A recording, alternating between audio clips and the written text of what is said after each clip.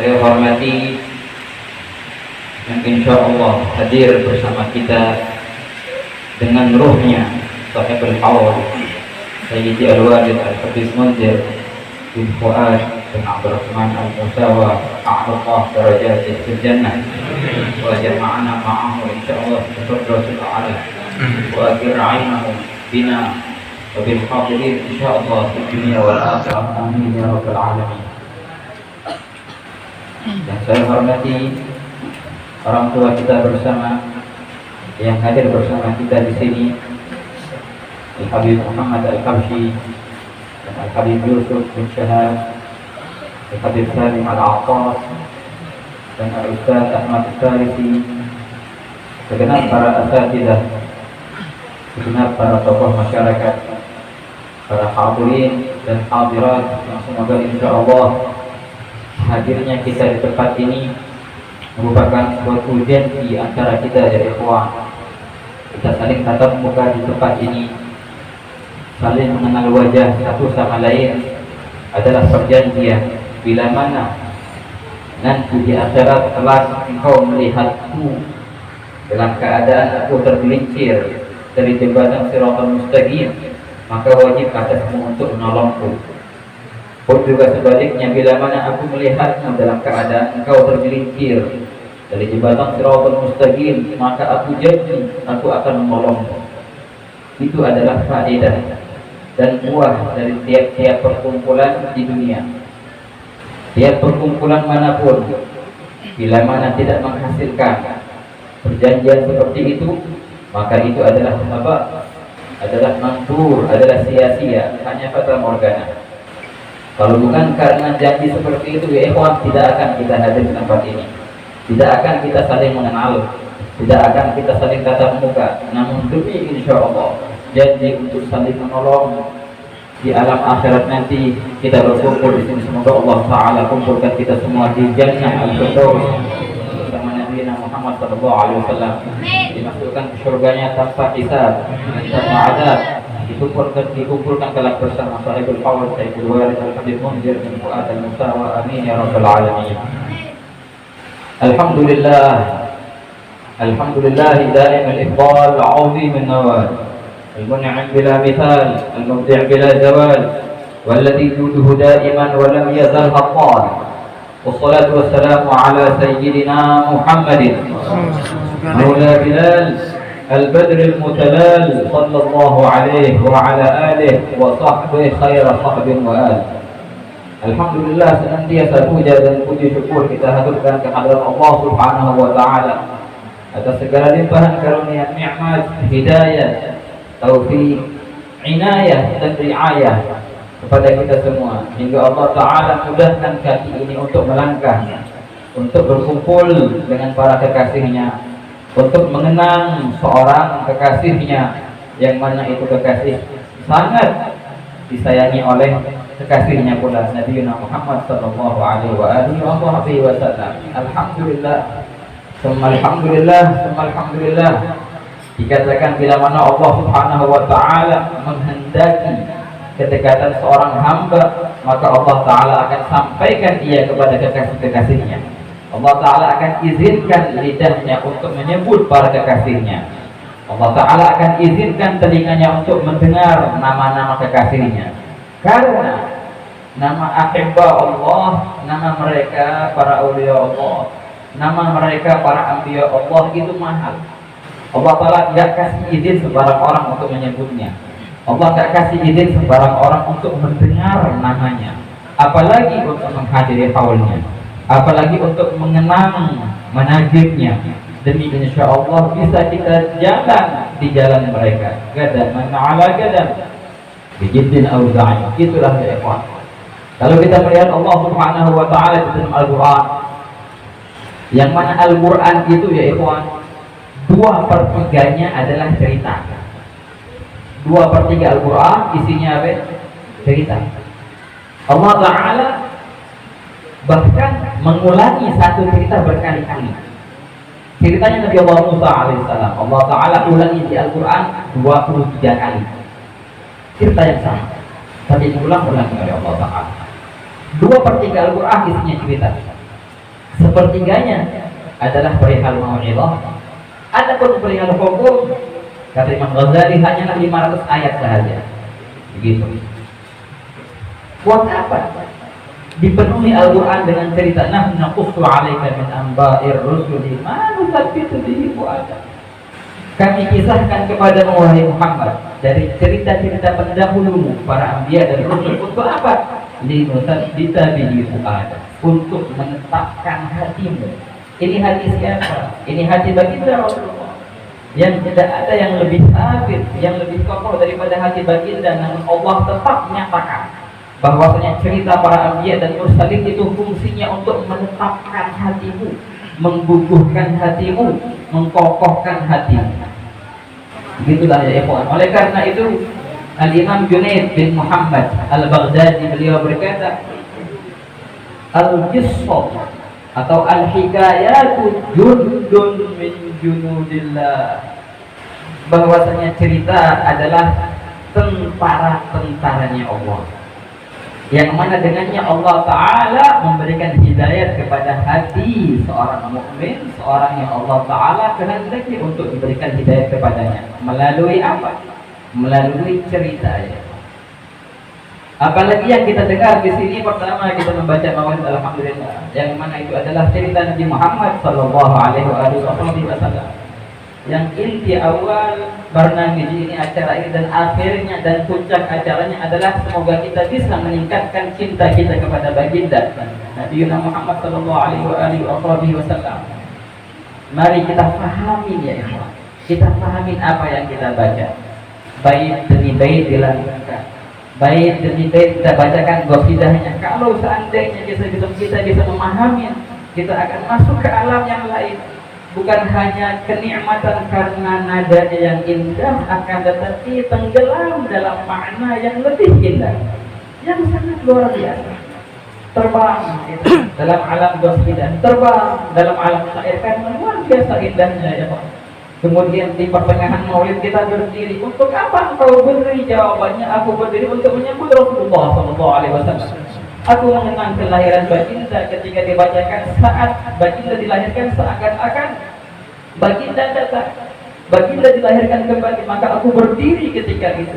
Kalau kita melihat sahabat Sayyidina Hasan bin Thabit, seorang sahabat yang ma'ruf, penyair Rasulullah SAW, ketika baginda datang ke kalangan sahabat yang sedang duduk, maka semua berdiri sebagai tanda penghormatan kepada Rasulullah SAW. Namun apa yang terjadi? Rasulullah SAW datang kepada mereka dan memerintahkan mereka untuk duduk semua. Ini duduk semua. Ini simbol ketawaduan Rasulullah SAW. Nggak mau ada yang menghormatinya. Padahal itu sesuatu yang wajib. Nggak mau, boleh jangan dihormatin. Biar duduk. Duduklah semua sahabat demi menuruti perintah Rasulullah. Kalau amat khair menurutkan adat dikatakan, kecuali ini. Kecuali seorang sahabat ini yang bernama Hasan bin Thabit, nggak mau duduk. Tetap dia berdiri. Padahal Nabi nyuruh duduk. Tapi ini Hasan bin Thabit nggak mau duduk, tetap berdiri dia. Akhir cerita Nabi Rasulullah nanya, kenapa? Apa geranganmu wahai Hasan nggak mau duduk? Maka beliau dengan spontan mengarang dua syair, dua bait yang luar biasa. Beliau berkata, "Diyani li'azizi alayya fardun wa tarkul fardi ma huwa mustaqim. Ajibtu liman lahu aqlun wa fahmun yara hadzal jamal fala yaqumu." Beliau berkata, berdiriku untuk sang kekasihku adalah suatu kewajiban atasku, dan meninggalkan suatu kewajiban adalah perkara yang tidak benar. Aku heran kepada mereka, orang-orang yang mempunyai akal, yang bisa berpikir, yang mana ketika mereka melihat keindahan yang luar biasa ini, yang dimaksud adalah wajah Rasulullah. Aku heran kalau seandainya orang punya akal, ketika dia melihat keindahan ini dia tidak berdiri. Kalau orang melihat Rasulullah nggak berdiri, berarti kurang akalnya itu. Kata siapa ya? Hasan bin Thabit. Dengan syair itu akhirnya semua sahabat kembali berdiri lagi semua ya Allah. Apa yang terjadi? Apakah Rasulullah protes? Enggak ya Allah. Didiamkan oleh Rasulullah, dan Rasulullah senang dengan itu. Begitulah ketika kita membaca maulid, kita berdiri mengenang perihal kelahiran Rasulullah, mengenang kedatangan Rasulullah ke alam dunia ini. Begitulah ya ikhwan. Tiap-tiap baik, bahkan tiap-tiap gerakan, tiap-tiap qasidah yang gantungkan mempunyai makna yang sangat leluhur. Kalau seandainya kita bisa memahami maknanya, lain sudah ceritanya. Nggak bakal pengen kita keluar dari majelis ini yang mana hakikatnya adalah tanah surga. Alhamdulillah, alhamdulillah. Inti ya ikhwan dari majelis ini ketika kita mengenang qaul Sayyidi Al-Walid Al-Habib Mundir bin Fuad Al-Musawa, bagaimana kita bisa mentaulah ini. Yang tadi kita dengar dari manaqib yang luar biasa, bagaimana Sayyidi Habib Mundir menceritakan dan luar biasa sekali ikatan hatinya kepada Rasulullah SAW. Saya mengingat dulu waktu saya masih 9 tahun, saya belajar kepada beliau. Waktu itu beliau baru balik dari Hadramaut, sempat mengajar di pondok Al-Habib Umar bin Hud Al-Attas di Cipayung pada masa hidupnya. Sempat saya belajar sama beliau, itu yang pengajarnya cuma 5 orang, santri cuma 5. Jadi saya pagi siang malam sama handphone terus belajarnya. Yang saya ingat, yang saya kenang dari apa yang saya belajar dari beliau, tiap-tiap dars, tiap-tiap pelajaran materi apapun, entah itu materinya tasawuf atau fikih atau tafsir atau yang lainnya, senantiasa diikatkan kepada Rasulullah. Dikit-dikit ngomong Rasulullah. Jadi seakan-akan semua dars itu kayaknya dars sirah semua, kayaknya dars syama'il semua. Ini padahal fikih, ini padahal tasawuf, dan itulah yang benar ya. Karena Rasulullah adalah sumber daripada segala ilmu. Bagaimana Sayyidina Habib Mundir menyuapi kepada kami daripada mahabbah kepada Rasulullah, yang mana mahabbah itu adalah kunci dari keberhasilan. Wahakah Al-Imam Sya'rani, Al-Imam Abdul Wahab Sya'rani menceritakan bahwasanya seorang hamba itu tidak bisa untuk mimpi Rasulullah, mimpi apalagi yagoh, apalagi melihat Rasulullah dalam keadaannya. Seorang hamba itu tidak diizinkan untuk mimpi kepada Rasulullah atau lagi melihatnya secara yagoh, melainkan sudah melewati 24.000 derajat kewalian. Yang mana satu derajat itu sangatlah susah, sulit untuk ditempuh. Nggak bisa satu derajat ditempuh dengan sekian rakaat salat ataupun sekian hari puasa. Perlu masa yang lama untuk bisa menempuh. Yang harus ditempuh adalah 24 yang baru dia bisa melihat Rasulullah secara nyata. Dan memang perihal mimpi, ya Pak, perihal mimpi kepada Rasulullah itu perihal yang luar biasa. Jangan remehkan perihal itu. Namun bila mana engkau dikaruniakan perihal itu, maka simpanlah, karena itu adalah rahasia antara engkau dan Rasulullah. Jangan kau buka, jangan kau khianati Rasulullah dengan menceritakan mimpimu itu, kecuali kepada orang-orang yang memang diizinkan engkau menceritakannya, seperti orang tua dan guru, katakan. Begitulah ya ikhwan. Rahasiakan, karena itu rahasia antaramu dengan Rasulullah. Dan memang perihal mimpi dengan Rasulullah itu sesuatu yang luar biasa. Walaupun itu bukanlah target ya ikhwan, tapi kita mengenang bagaimana baginda sallallahu alaihi wasallam bersabda dalam hadis yang diriwayatkan di Sahih Bukhari dan Muslim, "Man ra'ani fil manam faqad ra'ani haqqan, fa inna syaitana la yatamatsalu bi." Barang siapa yang melihatku dalam mimpinya, maka sungguh telah ia melihatku, karena syaitan tidak bisa menyerupaiku. Man ra'ani fil manam fa sayarani bil yaqظah. Barang siapa yang melihatku dalam alam mimpinya, maka sungguh dia akan melihatku dalam alam nyatanya. Suatu jaminan. Berkata kaum sholihin, ini adalah jaminan untuk bisa husnul khatimah. Yang mana itu adalah puncak yang dicari oleh para arifin, husnul khatimah ya ikhwan. Ketika engkau mimpi sama Rasulullah, alhamdulillah engkau insyaallah dan diharapkan, sangat diharapkan untuk meraih itu husnul khatimah, yang akhir ujung daripada hayat kita, kehidupan kita, untuk bisa ditemani dengan Nabi SAW, ditemani oleh baginda ketika ruh yang dicabut dari jasad ini. Alangkah indahnya kalau orang meninggal sedih, tapi dia meninggal girang, karena inilah perjumpaan yang ia nanti. Fal maut lil mu'minil awwab tuhfatuhu wa fi kulli alladhi yabghi wa yartadu. Imam Haddad berkata dalam diwannya, kematian bagi seorang mukmin adalah tuhfatuhu, perkara yang ia cari dari awal. Kenapa? Karena dalam kematian itu ada pertemuan dengan sang kekasih sallallahu alaihi wasallam. Begitu ya Pak. luar biasa. Jadi Imam Sya'rani berkata seorang itu tidak diizinkan untuk melihat Rasulullah secara yakinah, melainkan kalau seandainya dia telah melewati 24.000 maqam derajat. Beliau berkata, dan tidak ada perkara yang ampuh untuk bisa melewati derajat-derajat yang banyak itu kecuali dengan satu perkara, yaitu adalah kuatnya mahabbah, kuatnya rasa cinta. Ini satu perkara yang bisa menembus ribuan maqam itu, bukan dengan ibadah jasmani, bukan pula dengan keluasan ilmu zahir atau batin, tapi dengan kekuatan cinta kepada Rasulullah kau bisa menembus semua derajat itu dalam sekejap ya kawan. Ada yang buat mahabbah. Dan memang mahabbah adalah ujung, adalah target dari apa?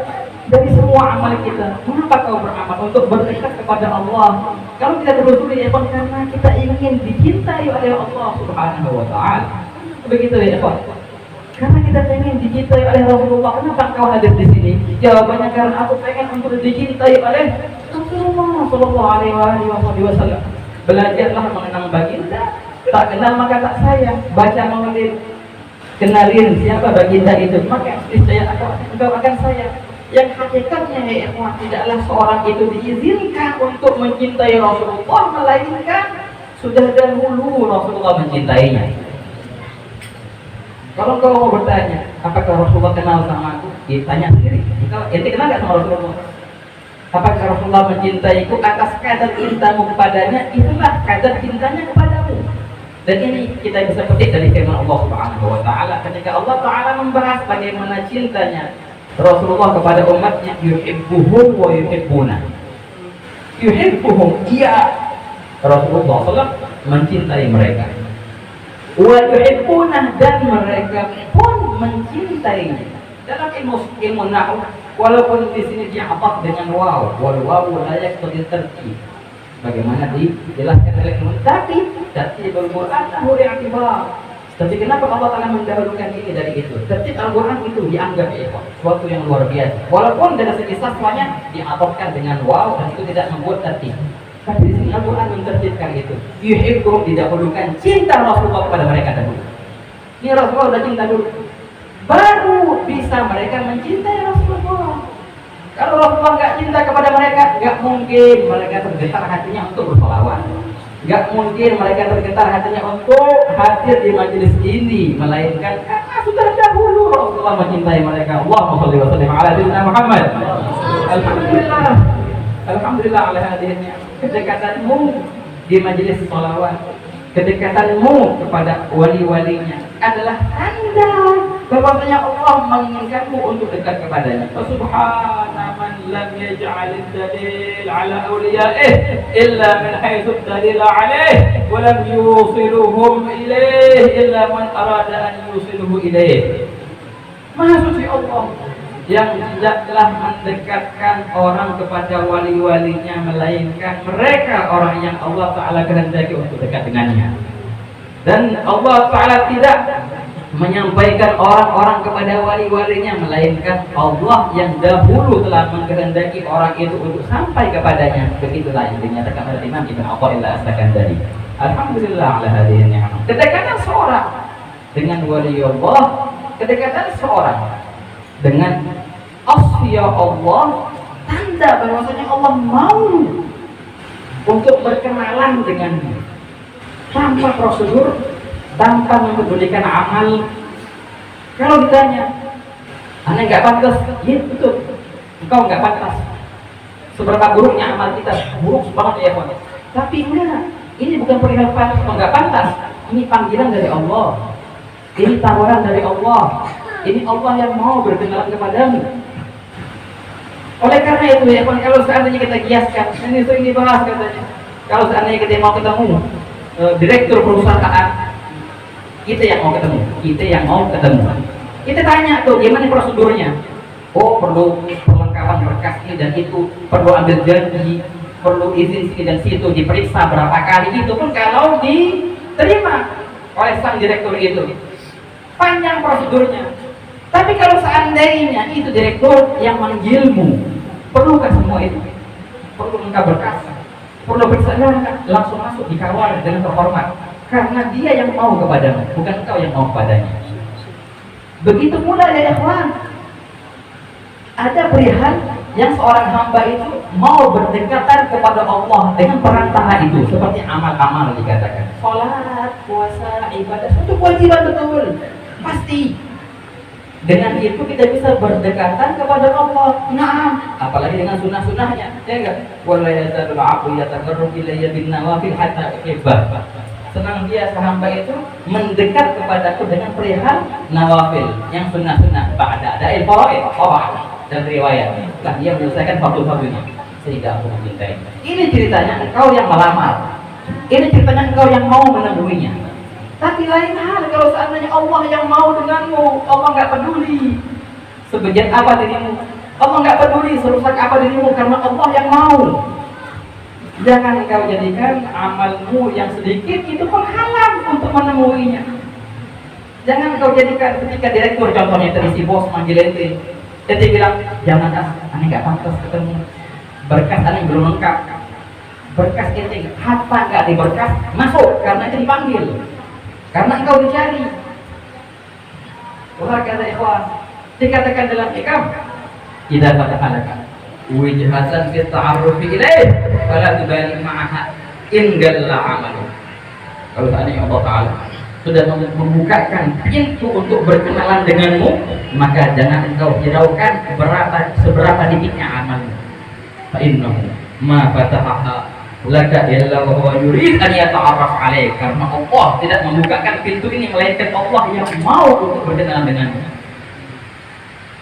Apakah kau tidak mengetahui bahwa amal anta muhdimah ilaih, amal-amalmu itu, ibadah jismanimu itu perihal yang kau sodorkan kepadanya, lebih dekat dengan prosedur tadi, berkas-berkas tadi. Wa ta'aruf wa muridu alaih. Adapun perkenalan, bila mana Allah membukakan pintunya, maka dia yang mau kepadamu. Aina ma tuhdihi ilaihi wa muridu alaih. Jauh sekali perbedaan antara perkara yang kau hadiahkan kepadanya demi bisa berdekatan dengannya, dengan permintaannya untuk bertemu, permintaannya untuk mengenalimu ya ikhwan. Bagaimana Allah Ta'ala mau berkenalan dengan kita sedangkan kita orang yang kotor ini, yang penuh maksiat ini? Tandanya adalah ketika engkau didekatkan dengan para wali-walinya, ketika engkau diizinkan lisanmu untuk menyebut nama kekasihnya Nabi Muhammad Sallallahu Alaihi Wasallam, menyebut nama wali-walinya, yang mana itu adalah tanda bahwasanya Allah mengizinkanmu, Allah yang mau berkenalan sekarang. Ayo, yang penting ikhwan di sini jangan sia-siakan ketika Allah mau berkenalan denganmu ikhwan. Jangan engkau siakan, jangan engkau sia-siakan kesempatan itu, karena bila mana kesempatan sekali, dua kali disia-siakan, jarang dia akan kembali. Gunakanlah kesempatan itu ya. Alhamdulillah ala hadirin ni'amah. Betul. Hadirnya kita di tempat yang ini adalah insyaallah suatu ta'aruf ila Allah ilaina. Dikatakan ikhwan, ada seorang murid dia mengadu kepada gurunya, Ustaz, tanya kalau sholat itu khusyuknya setengah mati. Mau khusyuk setengah mati susah banget khusyuk. Yang ada mengkhoyal malah. Ada lagi nangis, apa? Mustahil nangis. Tapi subhanallah kalau seandainya aneh hadir majelis ta'lim, hadir maulid seperti ini, berdekatan denganmu, walaupun bukan di pelajaran, cuma dekat, dampingin, itu subhanallah, aneh bisa khusyuk, tenang hati, mudah air mata ini untuk menjujurkan, mudah mata untuk menjujurkan air mata. Subhanallah, kok aneh ya? Padahal ini perkara nggak bisa didapatkan di sholat, walaupun susah, walaupun berusaha khusyuk. Kok bisa? Ini padahal sholat ya, ibadah yang luar biasa. Dijawab oleh ustaznya, ya pasti katanya. Kenapa? Sholat itu yang lainnya, puasa, zakat, yang lainnya, ibadah jismani yang lainnya. Sholat itu adalah upayamu untuk berdekatan kepada Allah. Upayamu, engkau yang berupaya untuk dekat dengannya. Namun ketika engkau hadir bersama orang-orang yang disayanginya, adalah upaya Allah untuk berdekatan denganmu. Allah yang mau untuk kesana itu, makanya dimudahin untuk bisa khusyuk, makanya dimudahin untuk bisa nangis, karena Allah yang mau dekat sama itu. Tapi kalau sholat, ente yang berusaha mendekat kepadanya dengan perantara sholat tadi, puasa, zakat. walaupun semua itu perihal yang wajib. Alhamdulillah ala hadhihi ni'mah. Alhamdulillah, bersyukur kita ya Allah atas nikmat berkumpulnya kita mengenang seorang wali Allah wa inda dzikri sholihin dan jurur rahmah. Ketika kita mengenang menyebut nama seorang soleh, maka pasti rahmat akan turun. Berapa banyak orang soleh yang disebutkan dalam manaqib tadi, Habib Munzir dan guru-gurunya yang luar biasa ya Allah. Dan kita menyebutkan aslahas sholihin, penghulunya orang soleh Nabi Muhammad Sallallahu Alaihi Wasallam, yang insya Allah rahmat itulah yang kita harapkan. Yang mana ikhwan, rahmat itu bila turun maka akan merubah perihal seorang, merubah keadaan seorang, sehingga insya Allah dia akan bersama rahmat itu sampai dia sakaratul maut dalam keadaan husnul khatimah. Ya Allah biha, ya Allah biha, ya Allah bi husnil khatimah, ya Rabbi ma ma'na amal wa kasbuna kulluh zalal lakin lana fika amal tuhyi 'idhamar ramah. Ya Allah, harapan kami dan andalan kami ya Allah bukanlah amal kami.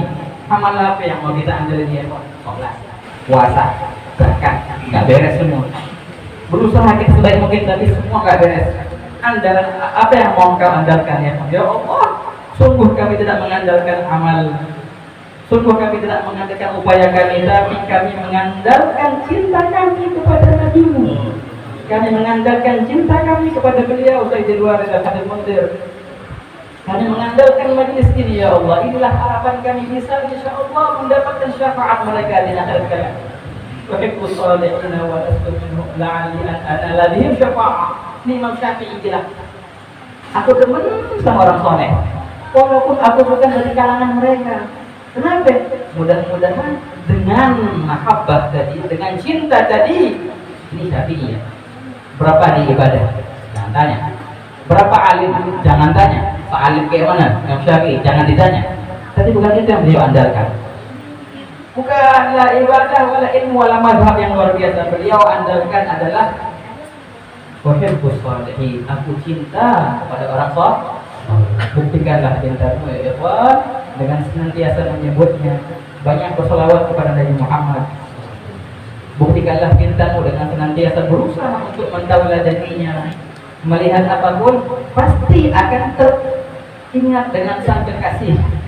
Kalau kita melihatnya, ini kita banyak ngaku cinta Rasulullah, tapi berapa kali kita sholawat. Seorang dahulu itu yang namanya cinta. Cinta itu buta namanya kan ya. Baru namanya cinta. Kalau belum buta bukan? Sudah cinta. Pertanyaan, sudahkah kita buta? Buta kepada dunia ini? Dan sudahkah kita buta dari dunia sehingga kita melihat hanya satu adalah Rasulullah SAW? Dan ketika itu akan benar cintanya.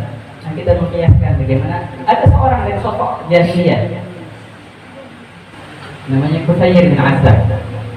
Banyak dalam kitab-kitab nahwu dicantumkan sebagai syahid. Itu ceritanya ada orang cowok jatuh cinta sama perempuan. Jadi Masya Allah, dan dia terlena dalam cintanya, dalam cintanya, sampai-sampai dia melihat apapun teringat sama orang yang dia cinta. Ini kayak siapa yang ngobrol guys, marah kepada dia lain dan juga tidak kan gitu aja panjang lebar. Sampai-sampai dalam cinta itu dia melihat suatu hari dia duduk depan rumahnya, dia melihat rombongan daripada burung-burung yang terbang di atas rumahnya. Ngomong sama burung, dia bilang ada asir baldoq hal man yu'iru janahahu la'alliya ila man qad hawaitu aqiru. Wahai rombongan burung, sini pade, ayo sini. Asir baldoq, ngapain? Hal man yu'iru janahahu, adakah di antara kalian yang sudi untuk meminjamkan sayapnya kepadaku? Buat apaan? Biar aku bisa terbang kepada yang aku cintai. Gitu. Apa yang terjadi? Fa'ajabnari min fawqi husni arikatin ala kulna ya musta'irun mu'iru. Kemudian aku mendengar jawaban daripada burung-burung itu yang menyatakan bahwasanya siap, kami semua akan meminjamkan sayapnya untuk wahai sang pencinta. Baru namanya cinta ya. Lihat apa aja, ingat sama-sama. Yang namanya cinta menjadikan makan tidak enak, menjadikan tidur tidak nyenyak. Baru namanya cinta. Nah, pernahkah kita tidak nyenyak tidur, tidak enak makan karena Rasulullah? Coba kau kiaskan cintamu dengan orang makhluk. Pernahkah kau jatuh cinta kepada makhluk seperti itu? Mungkin pernah. Tapi tanyakan, pernahkah engkau jatuh cinta kepada Rasulullah sampai keadaan itu? Sampai ingat, terus kebayang, terus mau minum, yang ada wajahnya dia, kan? Nah, pernahkah engkau mau minum? Keingat adalah Rasulullah. Bagaimana mau minumnya? Keingat-ingat syama'ilnya Rasulullah.